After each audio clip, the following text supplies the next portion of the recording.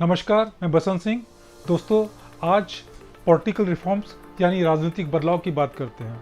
यूँ तो election commission समय समय पर इलेक्शन रिफॉर्म्स लेके आते हैं, लेकिन एज ए वोटर ये हमारी रिस्पॉन्सिबिलिटी भी है कि हम राजनीतिक सुधार के बारे सोचें। संविधान के द्वारा हमें इलेक्शन में वोट डालने का अधिकार प्राप्त है और इसी अधिकार के द्वारा हम एमपी को पार्लियामेंट में और एमएलए को स्टेट असेंबली के लिए चुनते हैं। इलेक्शन में हमारे वोट करने का अधिकार इतना पावरफुल है कि इसी अधिकार के तहत हम पॉलिटिकल पार्टीज़ के भविष्य को बनाते हैं। छोटे से छोटे पॉलिटिकल पार्टीज़ को जिताकर हम उनका कद ऊपर करते हैं और बड़े से बड़े पॉलिटिकल पार्टीज़ को हराकर उनके कद को हम छोटा करते हैं।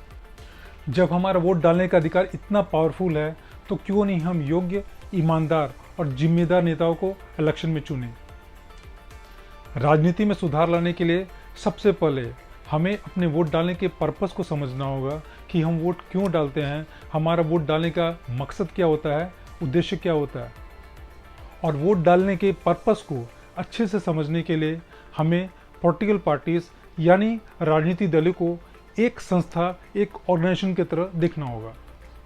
हम में से कई लोग जॉब करते हैं, कुछ लोग प्राइवेट सेक्टर्स में तो कुछ लोग गवर्नमेंट सेक्टर्स में।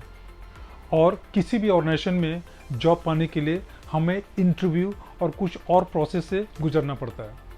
और इंटरव्यू में हमारा सिलेक्शन तभी होता है जब हमारा प्रोफाइल रिक्त पदों के वर्क प्रोफाइल से मैच करता हो। अब यहाँ सिमिलरिटी देखिए, जॉब पाने के लिए कैंडिडेट को इंटरव्यू के द्वारा सेलेक्ट किया जाता है और वहाँ इलेक्शन में कैंडिडेट को वोट के द्वारा इलेक्ट किया जाता है।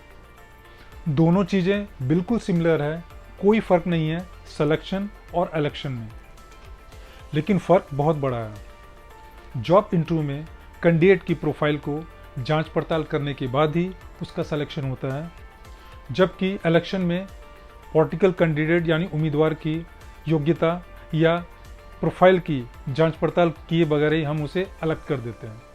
हर चुनाव में हम यही करते हैं और सालों से हम यही करते आए हैं। इसका रिजल्ट ये होता है कि कभी कभी हम ऐसे उम्मीदवार को चुनाव में जिता देते हैं जिन्हें पता ही नहीं होता है कि देश के प्रति, समाज के प्रति, लोगों के प्रति उनकी क्या रिस्पॉन्सिबिलिटी है, क्या दायित्व है।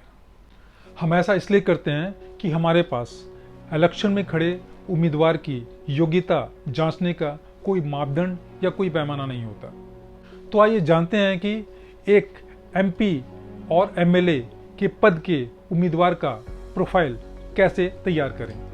यूँ तो एक एमएलए, एक एमपी को संविधान के द्वारा कई ड्यूटीज़, कई रिस्पॉन्सिबिलिटीज़, कई पावर की प्राप्ति है, लेकिन शॉर्ट में एक कंस्टिट्यूंसी की रिक्वायरमेंट के मद्देनज़र हम सिंपल वे में पॉइंट वाइज एक एमपी एमएलए का प्रोफाइल ऐसा लिख सकते हैं। फर्स्ट पॉइंट, इलेक्शन में खड़ा हुआ उम्मीदवार सिंपल हो, ऑनेस्ट हो, रिस्पॉन्सिबल हो, जिसका बैकग्राउंड क्लियर हो और जिनका कैरेक्टर स्ट्रॉन्ग हो और जो वोटर्स को इजीली अवेलेबल हो।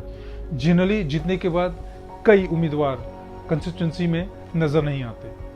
सेकंड पॉइंट, जो हमारी कंस्टिट्यूंसी की स्थानीय समस्याएं जैसे health, education, infrastructure, employment, law and order और महंगाई जैसी समस्याओं को सदन में उठाने की हिम्मत और निपटाने की हौसला रखता हो। थर्ड पॉइंट, जो रोल मॉडल हो या रोल मॉडल बनने की काबिलियत रखता हो, ताकि कंस्टिट्यूंसी का हर कोई उस एमएलए एमपी की तरह बनना चाहे। जो स्ट्रॉन्ग परफॉर्मर हो। दोस्तों, राजनीतिक दलें इलेक्शन के समय वोटर्स को रुझाने के लिए कई वादे करते हैं, लेकिन किए गए वादे ये सरकारी आंकड़े बन के रह जाते हैं और ग्राउंड रियलिटीज में कोई कार्य का प्रोग्रेस दिखता नजर नहीं आता है।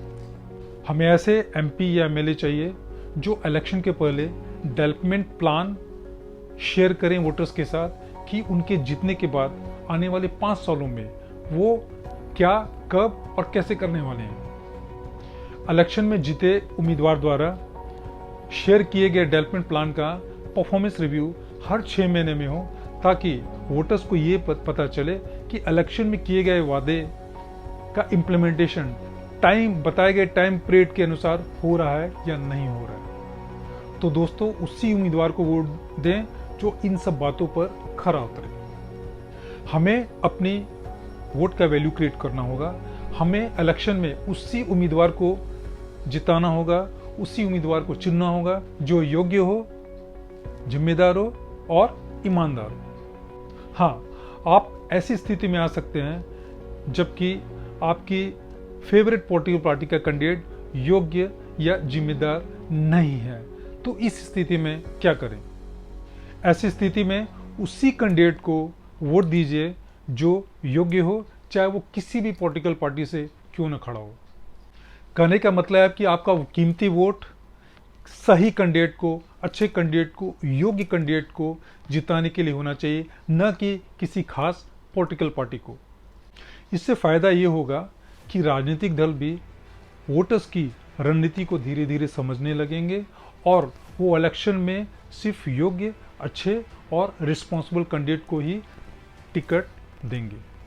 हमारे इस कदम से एक बड़ा राजनीतिक बदलाव आ सकता है, जिससे अच्छे और योग्य उम्मीदवारों का चयन होगा इलेक्शन में और हमारे वोट डालने का पर्पस, हमारे वोट डालने का मकसद वो पूरा होगा। जब सरकारें हमारी वोटों से बनती हैं और जब सरकारें हमारे टैक्स यानी नोटों से बनती है, तो ये राजनीतिक दलों का भी ये उत्तरदायित्व, ये रिस्पॉन्सिबिलिटी है कि इलेक्शन में उन्हीं कैंडिडेट्स को टिकट दें जो योग्य हो, जो ईमानदार हो, जो रिस्पॉन्सिबल हो, जो पॉलिटिक्स को पावर, पैसा या धौंस जमाने की मशीन नहीं, बल्कि पॉलिटिक्स को एक निस्वार्थ सेवा धर्म समझता हो।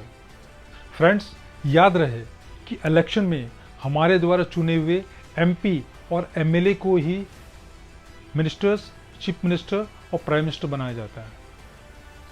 और अगर इलेक्शन में हम योग्य एमपी या एमएलए नहीं चुनेंगे तो कैसे एक्सपेक्ट कर सकते हैं कि चुने गए एमपी एमएलए मिनिस्टर बनने के बाद अपने विभागों को अच्छे से या ईमानदारी या जिम्मेदारी से चलाएंगे। और अंत में यही कहूँगा कि सवाल राजनीतिक बदलाव का है, सवाल इलेक्शन का है, सवाल वोट का है। सवाल जो भी हो, सवाल देश का है और देश की सत्ता अच्छे, सच्चे और ईमानदार नेताओं के हाथ में देने का है। दोस्तों, ये वीडियो पसंद आया होगा तो इसे सब्सक्राइब या लाइक करना न भूलें। वोटर्स में जागरूकता लाने के लिए इसे अधिक से अधिक लोगों को शेयर कीजिए। जय हिंद।